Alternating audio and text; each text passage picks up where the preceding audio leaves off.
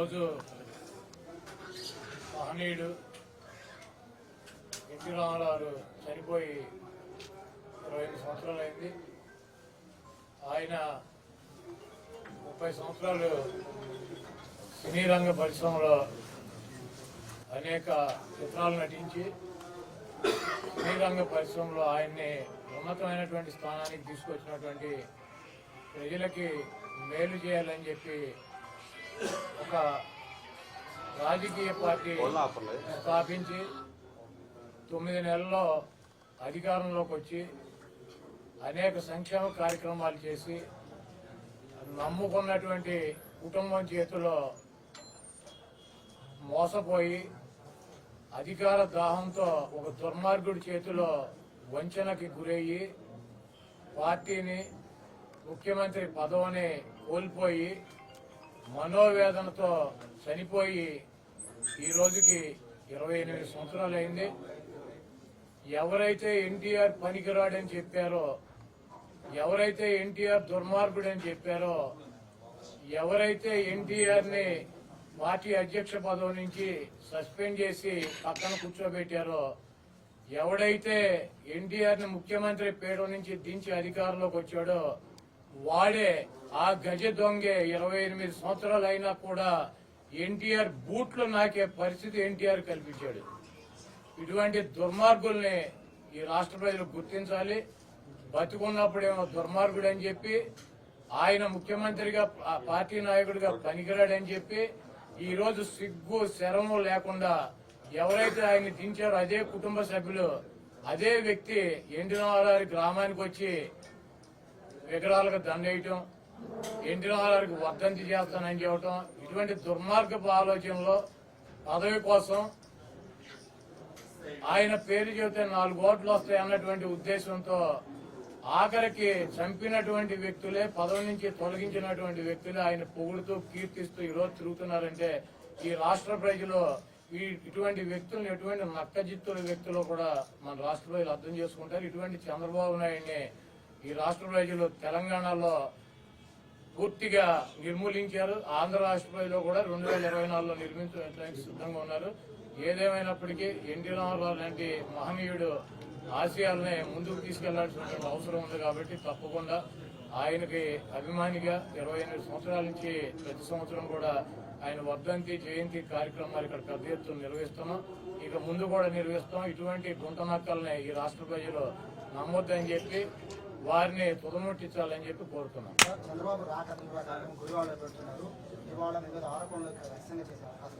చంద్రబాబుని కథలు రాయని చెప్పి సుప్రీంకోర్టు మన 3 రోజుల నాడు చెప్పింది రాజమండ్రి జైలుకి.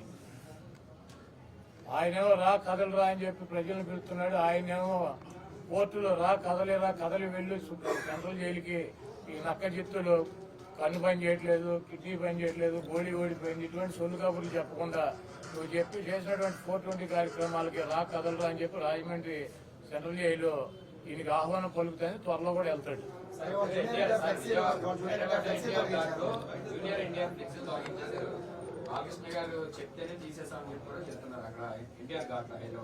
జూనియర్ ఎన్టీఆర్ ఫ్లెక్సీలు తొలగిస్తే ఎవడ తీయమన్నా ఆయన ఊడిపోయిన ఇంటికి అనుకుందా? వాళ్ళ నీచమైన బుద్ధి. ఎన్టీ రామారావు పేరు చెప్పి భజన చేసుకునేటువంటి కుటుంబ సభ్యులు ఎన్టీ రామారావుని, పెద్ద ఎన్టీఆర్నేమో చంద్రబాబు కోసం దించారు. జూనియర్ ఎన్టీఆర్నేమో సిగ్గు లేకుండా బాలకృష్ణ మళ్ళీ అల్లుడి కోసం, ఈ లోకేష్ పొప్పుగడ్డి కోసం సర్వనాశనం చేసేటువంటి కార్యక్రమం పెట్టుకున్నారు. ఇటువంటి బాలకృష్ణలో, ఇటువంటి చంద్రబాబు నాయుడు 1000 మంది వచ్చినా కూడా జూనియర్ ఎన్టీఆర్ ఊడిపోయినటువంటి ఇంట్లో కూడా పేర్లేదు.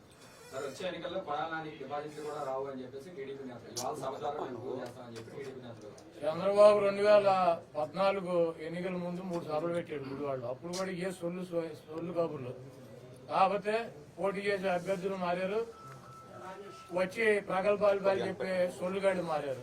2019 ఎన్నికల్లో కూడా కొడాలని డిపాజిట్ లేకుండా చేస్తానని 3 మీటింగులు పెట్టి ఇటువంటి సొల్లు కబుర్లు, ఈ సొల్లు నా కొడుకులు సొల్లు పోరానని చెప్పారు. మళ్ళీ 2024 వచ్చింది, మళ్ళీ అభ్యర్థులు మారారు, మళ్ళీ మాట్లాడేవాళ్ళు మారారు. ఈ గుంటనక్క మాత్రం వీడు ఎట్టాగా ఉన్నాడు. ఇప్పుడు 2 మీటింగులు అయినాయి, ఇది 3వ మీటింగ్ పెడతాడు ఎన్నికల లోపు. నా ఊడిపోయిన ఇంటర్ కూడా పేర్లేదు.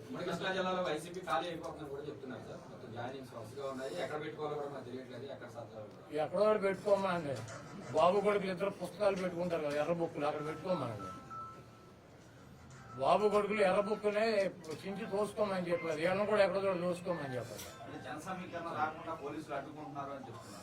అసలు చంద్రబాబు గుడివాళ్ళు ఎవడొస్తాడు?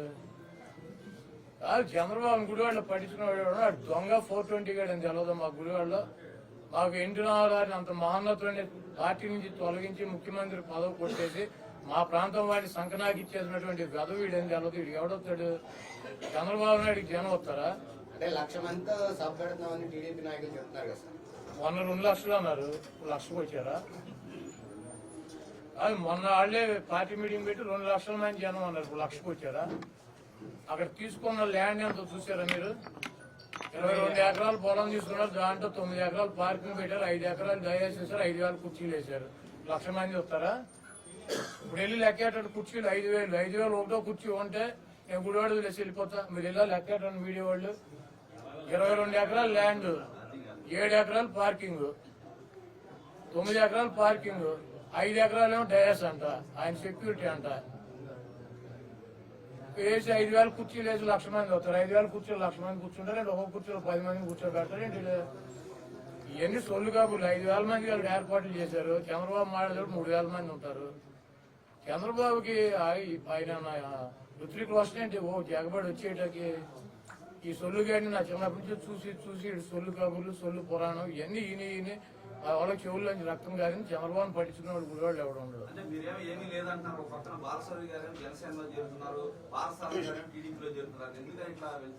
జగన్మోహన్ రెడ్డి గారు నిన్ను టీవీలో, నువ్వే టీవీ 10 టీవీ నిన్ను తీసేస్తే నువ్వు ఎక్కడ చేస్తావు? ఏదో ఛానల్ చేరవా? ఇంటికాడ కూర్చుంటావా? ఆయన వేరే చోటుకి వెళ్ళమని వెళ్ళారు, ఆయన చెబుతున్నాడు కదా. ఎవరు వెళ్ళారు? ఎవరు వెళ్ళింది? ఎవరు? నేను కూడా వెళ్ళా. ఎందుకన్నా మనందరం కలిసి ఉన్నాం కదా, కలిసి ప్రయాణం చేద్దామని చెప్పి. అవునే, ఆయన తీసేసాడు, మేము ఉండమని అడుగుతాం. పీకేసేది మేం కాదు కదా. కలిసి ఉన్నాము అన్ని చోట్ల, ఇప్పుడు దాకా కలిసి ఉన్నాం కదా, కలిసి ఉన్నాం, తొందరపాటు మాకని చోటకి వెళ్తాం. మరి ఎవరు వెళ్తారు? అది ఎవరు వెళ్తారు? జగన్మోహన్ రెడ్డి గారు సీట్ ఇస్తానంటే నాకు వద్దు, జనసేన తెలుగుదేశం మాకు వెళ్ళదు, ఏ పార్టీకి వస్తే సీట్ ఆ పార్టీలో చేస్తామని చెప్పి వెళ్ళేవాళ్ళు ఎవడు ఉన్నాడా? అది జగన్మోహన్ రెడ్డి గారు పీకేసిన వాళ్ళు తప్పించి, పక్కన పెట్టిన వాళ్ళు తప్పించి ఎవరు వెళ్ళారు చెప్పండి? వాడి పేరు చెప్పండి. జగన్మోహన్ రెడ్డి గారు నేను సీట్ ఇవ్వను, నీకు బాగాలేదు అని చెప్పిన వాళ్ళు తప్పించి ఎవరు వెళ్ళారు చెప్పండి? వాడి పేరు చెప్పండి. లేదు మాకు చంద్రబాబు దగ్గరికి వెళ్తామని చెప్పి వెళ్ళినాడు ఎవడు? ఒకటి పేరు చెప్పండి. ఈ కేసిన వాళ్ళు ఇప్పుడు మిమ్మల్ని ఒక ఛానల్లో పీకేస్తే ఇంకో ఛానల్కి వెళ్ళరా? ఉద్యోగం మానేసి ఇంటికి కూర్చుంటారా?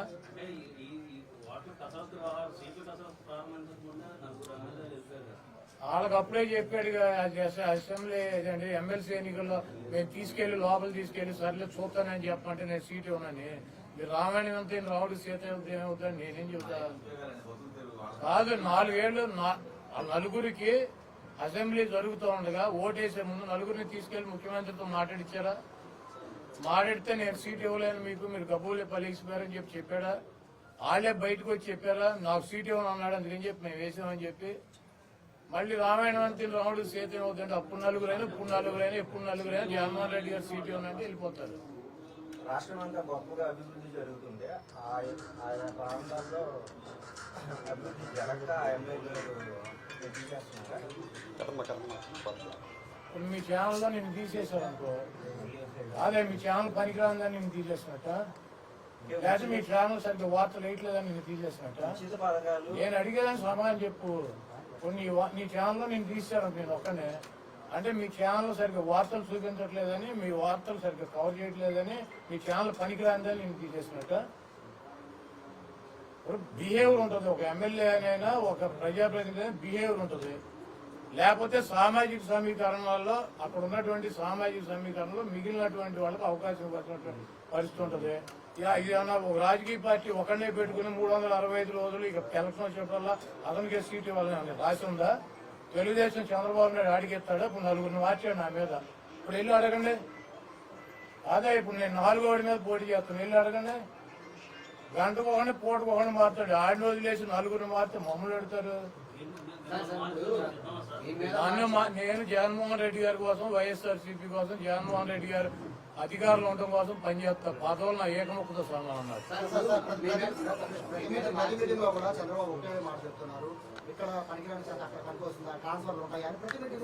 మీరు అడగండి తమ్ముడు. చంద్రగిరిలో 75లో పోటీ చేసి ఎమ్మెల్యే అయ్యాడు. తర్వాత కుప్పం వెళ్ళాడు. 79, 83లో చంద్రగిరిలో ఓడించారు కదా. ఇంతవరకు చంద్రగిరిలో చంద్రబాబు నాయుడు ముఖ్యమంత్రి అయినాక తన సొంత నియోజకవర్గంలో 5 సార్లు ఎన్నికలు జరిగితే ఒక్కసారి కూడా ఎమ్మెల్యే గెలవలేదు కదా తెలుగుదేశం పార్టీ. 3 సార్లు కాంగ్రెస్ పార్టీ గెలిచింది, 2 సార్లు వైసీపీ గెలిచింది కదా. చంద్రబాబు నిన్నే వెళ్ళి అక్కడ పండుగ చేసుకున్నాడు కుటుంబ సభ్యులందరినీ తీసుకెళ్లి చౌట. మరి ఈ సన్నాసి ఈ వెధవ ట్రాన్స్ఫర్ అయ్యి కుప్పం వెళ్తే అక్కడ ఎట్ట గెలిచేవారా ఇచ్చిన వాడకని చెప్పి అడగని నన్ను అడుగుతావు నువ్వు. సార్ ఇప్పుడు మీ మీద ఓడిపోయిన అభ్యర్థులను మార్పు చేశారు, కానీ ఇక్కడ ప్రస్తుతం సిట్టింగ్ ఎమ్మెల్యేని సిట్టింగ్ ఎంపీలకి సీట్లు ఇవ్వకపోవడం అనేది వాళ్ళ ఫెయిల్యూర్ గా మనం భావించాలా, లేకపోతే ప్రభుత్వ వ్యతిరేకతగా భావించాలి? ఇప్పుడు ప్రభుత్వ వ్యతిరేకత అయితే 175 మందిని మార్చేస్తారు కదా. ఓ 40 మందిని 30 మందిని ఎందుకు మారుతారు? కాదు, ఇప్పుడు నేను గెలుస్తా, నాకు సీట్ ఎత్తున్నాడు, పక్క కాన్స్టిట్యూన్స్ లో గెలిచే అవకాశం లేదు. నీ బిహేవియర్ కూడా ఉంటుంది కదా. నువ్వు ఎవరిని పడితే అని కాలు మీద కాలు వేసి కూర్చుని ఏంటో ఒరే గారే అన్నావు అనుకో, నీ మీద ఉంటుంది కాదు. నాకు ఏరు కదా ఓటు. వీడు పనికిరాన్నాడు, వీడైతే కనుక మేము ఓటు వేయమని చెబుతారు. ఇప్పుడు ఎక్కడైనా బీజేపీ 303 మంది ఎంపీలకు ఇచ్చేద్దా సీట్లు? కాంగ్రెస్ పార్టీలో గెలిచినటువంటి 70 మందికి 60 మందికి సీట్లు ఇచ్చేద్దా? చంద్రబాబు రేపు అందరూ గెలిచిన వాళ్ళందరికి ఇచ్చేసాడా? జవహర్ ఎక్కడ కోరు నుంచి తీసుకొచ్చి తిరువులు ఎందుకు పెట్టాడు? సంకనాలు దాన్ని పెట్టాడు ఏంటి ఎవరిదన్నా? లేకపోతే ఎమ్మెల్యే పాయిగ్రాపేట నుంచి తీసుకొచ్చి కొవ్వూరులు ఎందుకు పెట్టాడు? ఉచి చౌదరిని సెంట్రల్ నుంచి రూరల్కి ఎందుకు మార్చాడు అంటే ఇక్కడ పనికిరాన్న కూడా పక్కన పనికి వచ్చాడు వాడికి. గద్దెరామన్ గన్నవరం నుంచి తీసుకొచ్చి విజయవాడ ఎంపీకి ఎందుకు పెట్టాడు? విజయవాడ ఎంపీని తీసుకొచ్చి విజయవాడ ఈస్ట్ ఎందుకు పెట్టాడు? దేవినేని ఉమ్మగాడిని నందిగామ నుంచి తీసుకొచ్చి మైలవరం ఎందుకు పెట్టాడు? అంటే ఈడు చేస్తేనేమో సంసారం, మిగిలిన చేస్తే వ్యభిచారం. సొల్లు మాటల్లో 420 మాటలు చంద్రబాబు. మీరు ఆ చంద్రబాబు మాటలని పట్టించుకోమాకండి, అటన్నీ దొంగ మాటలు చెబుతాడు. ఇప్పుడు మా జిల్లాలో దేవినేని ఉమ్మ నందిగామ, మైలవరం ఎట్లా గెలిచాడు? అక్కడ పనికిరాన్నా కూడా ఇక్కడ ఎట్లా పనికి వచ్చాడు? గద్దెరామన్ గన్నవరంలో ఇండిపెండెంట్ గెలిచాడు. విజయవాడ ఎంపీకి ఎట్లా పెట్టాడు? అమ్మటి బ్రాహ్మణయ్య గారిని అవినిగడ్డ నుంచి తీసుకెళ్లి బందర్ ఎమ్మెల్యే ఎట్లా చేశారు 94లో. మళ్ళీ బందర్ ఎంపీ ఎట్లా చేశారు, మళ్ళీ తీసుకెళ్లి అవినిగడ్డ ఎమ్మెల్యేగా ఎట్లా పెట్టారు?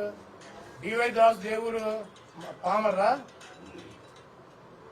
అది ఇవన్నీ పనికిరాని మాటలు. ఈ సొల్లుగాడి మాట్లాడేటువంటి సొల్లు పురాణం నన్ను అడుగుతారు. అటువంటి వెధవలు మాట్లాడే మాటకి అర్థం పార్థం ఉందా?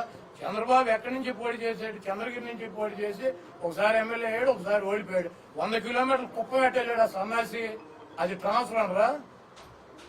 మంగళగిరిలో పుట్టి పెరిగాడా లోకేష్? ఒప్పుగాడు. ఈడేమైనా అక్కడ గోళీలు ఆడాడా? చదువుకున్నాడా? అక్కడ పుట్టాడా? అక్కడ ఏమైనా పెరిగాడా? అక్కడ ఏమైనా ఇల్లు ఉందా? ఆడి కొంప గోడు ఏమైనా ఉన్నాయా? అది మంగళగిరిలో ఎట్ట పోటీ చేశాడు? బాలకృష్ణ హిందూపూర్లో పుట్టి పెరిగాడా? బాల హిందూపూర్ ఎట్ట వెళ్ళాడు? ట్రాన్స్ఫర్ ఇంటర్నల్ ఎట్ట వెళ్ళాడు? తెక్కలు ఎట్ట పోటీ చేశాడు? తిరుపతిలో ఎట్ట పోటీ చేశాడు? హిందూపూర్లో ఎట్ట పోటీ చేశాడు? వాళ్ళ పార్టీ అధ్యక్షుడు 2 సార్లు. నల్గొండలో పోటీ చేశాడు, కలగుర్తులో పోటీ చేశాడు. ఇవన్నీ దొంగ మాటలు, 420 మాటలు. చంద్రబాబు అనేవాడు ఒక 420 దొంగ. వాడి చేస్తే సంసారం, ఇతరులాడి చేస్తే వ్యభిచారం అని చెబుతాడు. ఎక్కడైనా ఎప్పుడైనా పార్టీ ఒక ఓటు బ్యాంకు, ఆ కులాలు సమీకరణల వల్ల ఎవరిని ఎక్కడికైనాటువంటి మార్చే హక్కు అధికారం ఈ ప్రజాస్వామ్యంలో ఒక రాజకీయ పార్టీకి ఉంటుంది. ప్రజాస్వామ్యంలో రాజకీయ పార్టీకి హక్కు ఉంటమే కాదు, మార్చినటువంటి అభ్యర్థుల్ని గెలిపించినటువంటి 100% గెలిపించినటువంటి చరిత్ర కూడా ఈ రాష్ట్ర ప్రజలు, ఈ దేశ ప్రజలు ఉంది. సోనియా గాంధీ ఎక్కడ పుట్టింది, ఎట్లలో పుట్టి ఇక్కడ వచ్చి ఎందుకు పోటీ చేసిందని అడిగితే ఏం అర్థం చెబుతారు? వెళ్ళి బళ్ళారిలో పోటీ చేసింది, బళ్ళారికి నీకు సంబంధం ఏంటని అడుగుతారా? యూపీలో పోటీ చేసింది, యూపీకి అమ్మాయికి ఏంటి సంబంధం? రాజీవ్ గాంధీ వెళ్ళి కేరళలో ఎందుకు పోటీ చేశాడు? ఇవన్నీ పనికిరాని మాటలు. మోడీ గారు గుజరాత్ నుంచి వెళ్ళి యూపీలో ఎట్ట పోటీ చేశాడు కాశీలో? ఇవన్నీ ఉన్నాయి. చంద్రబాబు లాంటి పనికిరాని వెధవ మాట్లాడే మాటలు మీరు పట్టించుకుని అడిగితే ఎందుకు టైం వేస్ట్ కాకపోతే? ఇవన్నీ ప్రతి రాజకీయ పార్టీలోనూ సర్వసాధారణంగా జరిగేటువంటి మార్పులు చేర్పులు. అదేవిధంగా వైఎస్ఆర్ కాంగ్రెస్ పార్టీలో కూడా జరుగుతున్నాయి.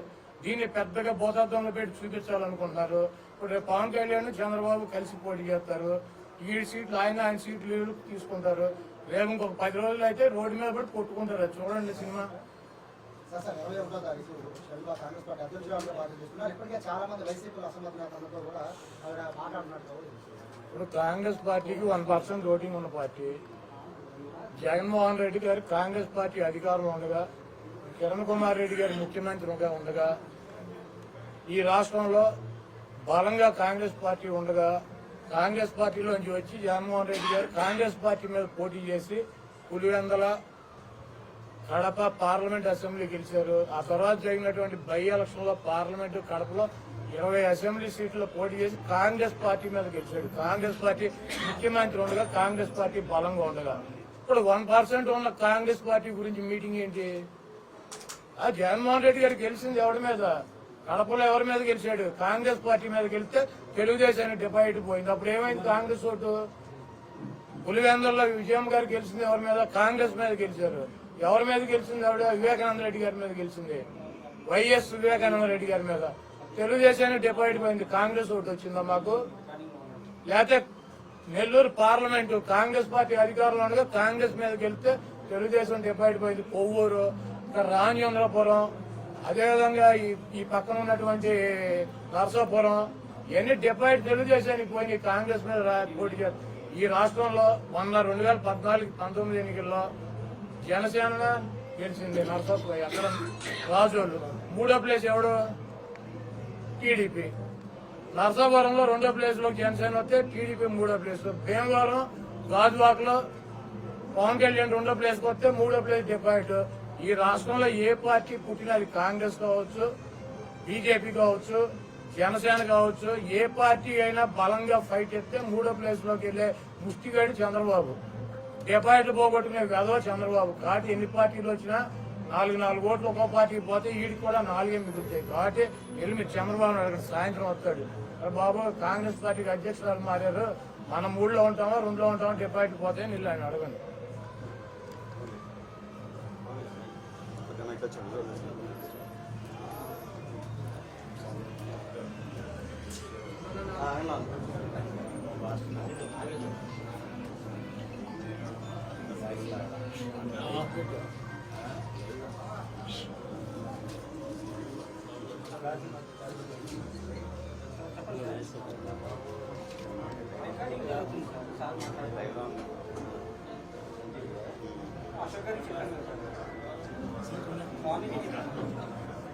రష్మిక తెలియదండి, అప్పుడు తెలియదు. సార్ దాన్ని శిల్పాల చెప్పాను. కొంచెం సైడ్ కండి.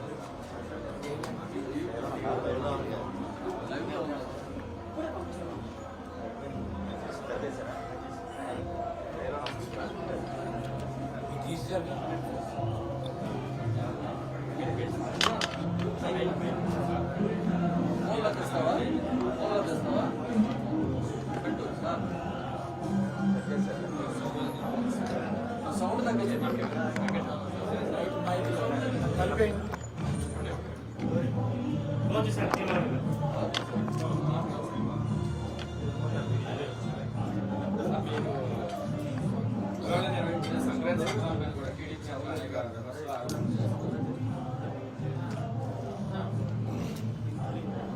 చంద్రబాబు నాయుడు నా భార్యను ఎవడో ఏదో అన్నాడని చెప్పి కుక్కలాగే ఎక్కి నీచేతి నీచంగా ఆవిడని కూడా రాజకీయాలకు వాడుకుంటాకి ఏడ్చినటువంటి వెధవ చంద్రబాబు. ఆ తెలుగుదేశం పార్టీ సారథ్యంలో నడిచేటువంటి Telugu Desam party social media TV9 Sankranti సంబరాలు అని చెప్పి ఒక ప్రోగ్రాం పెడితే, ఆ ప్రోగ్రాంలో ఆవిడ హసీనా నాకు సోదరి, నన్ను పేరు నాని అన్న అని చెప్పి మమ్మల్ని పిలిచేటువంటి మా సోదరి ఈ ప్రోగ్రామ్ ని కవర్ చేసినాక మేము భోజనానికి వెళ్ళేటప్పుడు ఎండగా ఉందని చెప్పి రామ్మ అంటే నా బండికి అందరూ చూస్తూ ఉండగా 100 అడుగులు నా బండి మీద వచ్చి నా కళ్యాణ మండపం దగ్గరికి వస్తే ఆవిడ మీద నీచంగి తెలుగుదేశం పార్టీ ఊర కుక్కలో, ఈ చెత్తగార్తి కుక్కలో ట్రోలింగ్లు పెట్టి ఆవిడని అవమానకరంగా చేస్తున్నారు. అదే చంద్రబాబు నాయుడు భార్యనో లేకపోతే ఇంకొకళ్ళు అంటే ఎక్కి వేడ్చేటువంటి వెధవ చంద్రబాబు నాయుడు సమాధానం చెప్పాలి.